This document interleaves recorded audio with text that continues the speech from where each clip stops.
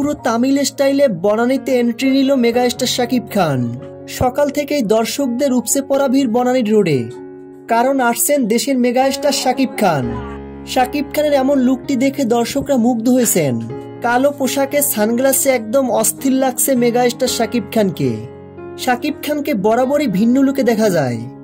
Soldier সিনেমায় তেমনই এক ভিন্ন লুকে ধরা দিলেন মেগাস্টার শাকিব খান। ভক্তরা শাকিব খানকে এক পলক দেখার জন্য দূর দূরান্ত থেকে ছুটে আসেন বনানীতে। শাকিব খান বনানীতে এসে যখন গাড়ি থেকে নামলেন, তখন চারিদিকে একটাই চিৎকার, শাকিব খান, শাকিব খান।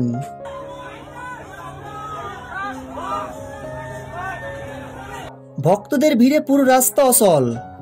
মিডিয়া, পুলিশ, সাংবাদিক সকলে একসাথে সামলাচ্ছেন পরিস্থিতি।